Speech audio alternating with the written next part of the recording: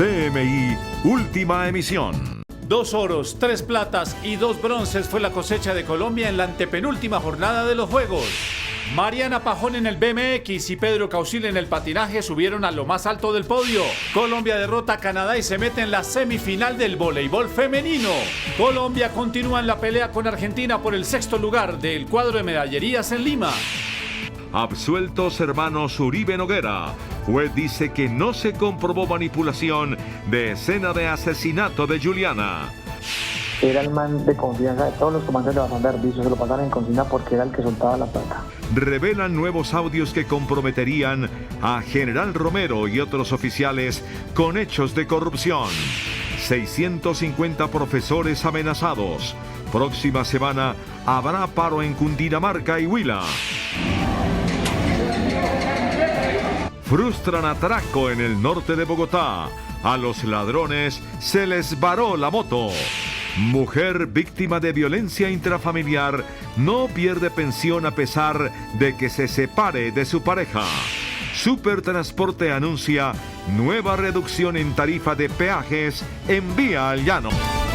Por falta de pruebas, el juez 46 de conocimiento absolvió a Catalina y Francisco Uribe Noguera, hermanos de Rafael Uribe Noguera, condenado por el crimen contra la niña Juliana Zamboni. Este es el momento en que los hermanos Catalina y Francisco Uribe Noguera escuchan la decisión del juez. Absolverlos del proceso en el que presuntamente habrían alterado la escena del asesinato de Juliana Zamboni. Y haber sido absueltos como coautores de los delitos de favorecimiento y ocultamiento, alteración o destrucción de elemento material probatorio. El juez fue tajante en su decisión. Aseguró que ni los testigos, transcripciones y videos mostrados por la Fiscalía fueron explícitos para implicar a los hermanos en una alteración de los hechos. Sin embargo, en el juicio oral el ente acusador no logra demostrar cuál fue el contenido de la información eliminada.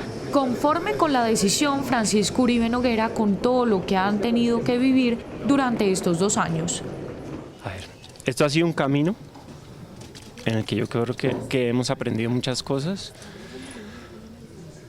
y gracias a Dios pues hoy se obtiene esta sentencia absolutoria. Se refirió a la decisión del ente acusador sobre apelar la decisión. No es lógico que la Fiscalía persiga a unas personas que desde el principio sabe que son inocentes y simplemente por continuar con una acusación temeraria. Dijo que será respetuoso de la decisión de la Fiscalía mientras el proceso continúe.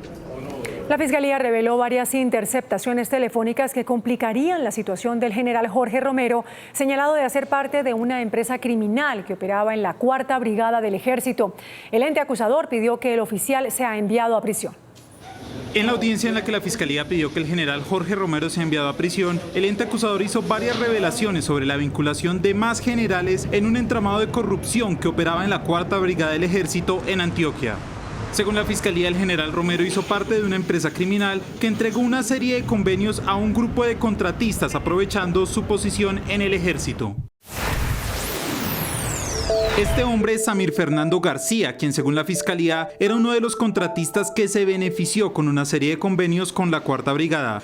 Tal era la importancia de García que en una interceptación telefónica que sostienen 2 de los investigados por este caso, se menciona que el contratista manejaba la caja menor de la brigada. Ese Samir, ese man llevaba como 7, 8 años trabajando con el batallón. Era el man de confianza de todos los comandantes de Batán de Arbizo, se lo pasaron en consigna porque era el que soltaba la plata. Pero Samir, necesitamos 20 millones para pagar una fiesta. Era el de la caja menor. O sea que eso es más de un comandante antiguo desde anterior de estar ahí que le tiembla el jopo. Desde la época de mi general Mejía, weón. Desde la época de mi general Mejía, porque ese man se lo pasaron en consigna porque era el que manejaba la tula. Otra de las denuncias que hizo la Fiscalía en la audiencia está relacionado con un presunto plan para entorpecer la investigación. Incluso el ente acusador señaló que se perdieron varios documentos con información sobre la contratación.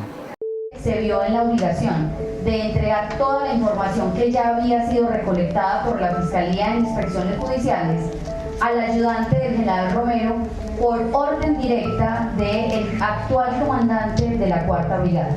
El lunes continuará la audiencia en la que el general Jorge Romero expondrá sus argumentos para no ser enviado a prisión, dado que se declaró inocente de los cargos de concierto para delinquir, interés indebido en la celebración de contratos, cohecho y peculado. Durante la audiencia de imputación de cargos contra la red de corrupción de evasión de impuestos liderada por alias La Patrona, la Fiscalía reveló audios en los que queda en evidencia cómo contactaban a funcionarios públicos para desfalcar al Estado. Según la Fiscalía, hay evidencias de que los cabecillas de esta organización contactaron a funcionarios públicos para ofrecerles dinero a cambio de ayuda. Acudir a dichos contactos en procura de favorecer a las empresas en desarrollo de esas actividades. La Fiscalía explicó cómo lograban evadir a la DIAN a cambio de pagos. Y que ante esa situación se pactó en esa reunión el pago de aproximadamente 120 a 150 millones de pesos. En Bogotá era donde funcionaba el cartel de facturas falsas que ayudaba a empresas a evadir el pago del IVA. Atraco frustrado en el norte de Bogotá. Delincuentes huyeron a pie porque se les varó la moto. Autoridades los capturaron y recuperaron el dinero que robaron de un banco. Este es el momento en el que los delincuentes intentan huir después de asaltar un banco en el barrio La Colina, norte de Bogotá. La moto no les prende y ante los gritos de la comunidad, uno de ellos acciona el arma. Los ladrones abandonan el vehículo y emprenden la huida a pie, con 8 millones de pesos como botín. Ingresan a una entidad financiera, esgrimiendo armas de fuego, intimidan a los cajeros y logran acceder a las cajas de dicho establecimiento, sacando una suma de dinero. Tras una persecución, las autoridades capturaron a los delincuentes, recuperaron el dinero e incautaron 2 armas de fuego. La Federación de Educadores, FECODE, denunció hoy que unos 650 docentes de colegios públicos han sido amenazados en el transcurso del año. El presidente de la Federación Colombiana de Educadores, FECODE, reveló que las 650 amenazas hechas a los docentes durante este año ya fueron puestas en conocimiento del Gobierno Nacional, la Fiscalía y la Unidad Nacional de Protección. También nuestros directivos sindicales y a nuestros maestros y maestras. Tenemos más de 650 maestros y maestras amenazados en lo que va corrido de este año. FECODE atribuye la mayoría de las amenazas a las llamadas águilas negras. Lo que es Nariño, lo que es Arauca, el tema del Valle, Cauca, Antioquia. Bueno, entre otros departamentos, Córdoba, en fin, y a la final en todos los departamentos tenemos situaciones de amenazas. En protesta contra las nuevas amenazas y para reclamar mejor salud, el lunes habrá un paro de los maestros del Huila y el miércoles en Cundinamarca. La Corte Suprema de Justicia condenó a una aseguradora de riesgos laborales al reconocer la pensión de sobreviviente a la familia de un hombre que fue asesinado en Cúcuta en 2007. La ARL negó el reconocimiento de la pensión, argumentando que la muerte de esta persona no se dio por un accidente laboral, sino que fue asesinado por desconocidos. Sin embargo, la Sala Laboral de la Corte aseguró que el evento ocurrió en el sitio de prestación del servicio, cuando se encontraba bajo la subordinación del empleador. La Corte Suprema estableció que aquí había una responsabilidad objetiva, por lo cual debía reconocerse la prestación pensional reclamada. La Corte agregó que no desconoce que existen casos en los que se dan circunstancias externas que pueden romper el nexo de causalidad entre el hecho y el ámbito laboral, pero en este caso la empresa no logró demostrar eso para ser exonerada de su responsabilidad. Y también la Corte Suprema de Justicia advirtió que una mujer víctima de violencia intrafamiliar que se separe de su pareja no pierde el derecho a la pensión heredada.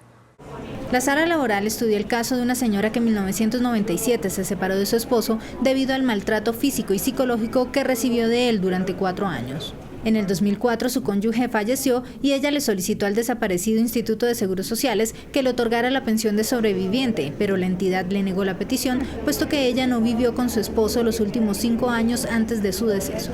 El alto tribunal aseguró que no se puede revictimizar a la persona dejándola sin protección por haber tenido que separarse forzosamente de su esposo. Se estimó que no era razonablemente jurídico que esta señora se sometiera al maltrato para poder mantener el derecho a la pensión. Agregó que las normas deben ser analizadas de acuerdo con las particularidades de cada caso. La superintendente de Transporte, Carmen Ligia Valderrama, anunció la tercera fase para la reducción en las tarifas de peajes en la vía al llano. La entidad de vigilancia y control puso en marcha la tercera y última fase del programa de etiqueteras que representa una reducción de hasta el 50% en las tarifas de los peajes a la vía al llano. La movilización por vía terrestre entre Bogotá y Villavicencio totaliza alrededor de 25.000 pasajeros. Para que puedan ir entregando las tiqueteras a los transportadores de los buses intermunicipales de pasajeros. El costo en peajes por la vía Cisga-Guateque que representaba 70.000 pesos, ahora pasa a un costo de 35.000 pesos. En la vía Alterna 2 entre Sogamoso y Agua Azul se pagaba 88.400 pesos, ahora baja a 44.200 pesos. En cada peaje se hace el uso de un tiquete y se paga solamente el 50%. Una vez se abra la vía, se recogerá dicho beneficio. El vicepresidente jurídico de la Agencia Nacional de Infraestructura, Fernando Ramírez, anunció que el Estado colombiano se ahorró 1,7 billones de pesos en decisiones judiciales a favor de la nación. De acuerdo con el informe de la entidad, el gobierno nacional ha logrado salir favorecido en varios litigios y líos jurídicos con concesionarios en proyectos viales y aeroportuarios. En el último año, el ahorro para el Estado sumó 1.71 billones de pesos en pretensiones económicas presentadas por las firmas y sociedades del sector en 7 tribunales arbitrales. Esa tasa de ahorro se ha aumentado. Antes teníamos unas condenas de alrededor del 20% frente a las pretensiones totales, ahora estamos por debajo del 1%.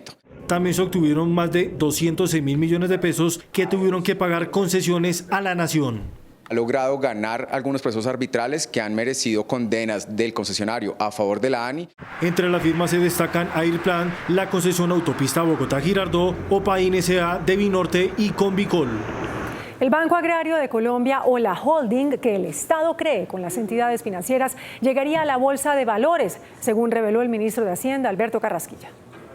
El gobierno avanza a gran velocidad para que en el mediano plazo las acciones del Banco Agrario o de la holding de las entidades financieras del Estado comience a cotizar en la Bolsa de Valores. Yo no puedo dar fecha sobre si se lista el Banco Agrario en la bolsa, en qué fecha exacta. Eso es un proceso que están dando y dentro de toda la reflexión que estamos haciendo sobre una holding financiera, desde luego que el Banco Agrario es uno de los principales componentes. Ante la pregunta de si el año entrante la holding ya estaría cotizando en la bolsa, esta fue la respuesta del gobierno. Esperemos que sí. Habrá un análisis sobre el porcentaje a vender y el valor de la acción. En el homenaje realizado por el gobierno a los pueblos indígenas, voceros de estas comunidades denunciaron que muchas de sus lenguas están muriendo por efectos de la evangelización.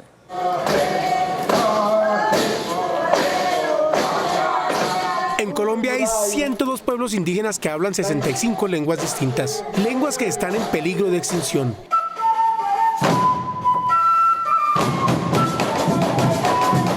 Nuestros abuelos, ancestros tuvieron la capacidad de crear una lengua. Una lengua no se crea de la noche a la mañana, son miles de años. Hoy aún no las mantenemos. Procesos de aculturización, de educación, de evangelización, de imposición han hecho que nuestros pueblos hayan perdido muchas lenguas. El lenguaje es una fuerza viva que nace, crece, se reproduce e incluso muere. Otras culturas donde una sola familia, una persona aún mantiene la lengua. Desafortunadamente se han perdido y creo que es un llamado para nosotros mismos como pueblos indígenas a ser conscientes de que tenemos que conservarlas. El gobierno nacional les rindió homenaje hoy a los indígenas de Colombia. Representan el 3% de la población nacional. Rendimos un homenaje a los valientes que han resistido desde la conquista hasta hoy, como reza el himno del pueblo Nasa, y que esperamos sigan existiendo por toda la eternidad. El acto de homenaje al conmemorarse el Día Internacional de los Indígenas decretado por las Naciones Unidas fue realizado en el emblemático Teatro Colón de Bogotá. Allí tuvieron presencia delegados de los 102 pueblos indígenas que habitan el territorio nacional.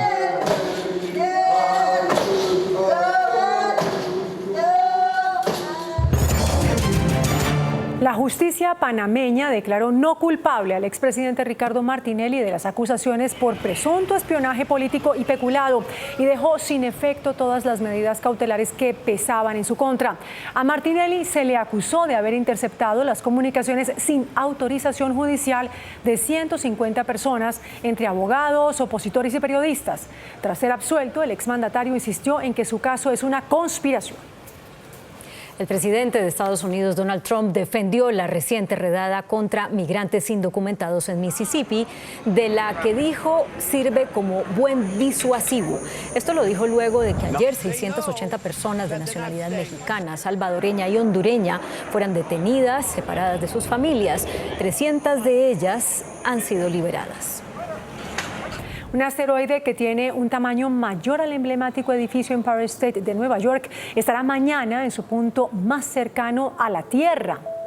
El cuerpo rocoso, que viaja a una velocidad de 16.700 kilómetros por hora, fue catalogado por la NASA como potencialmente peligroso, aunque está descartado que pueda impactar a nuestro planeta.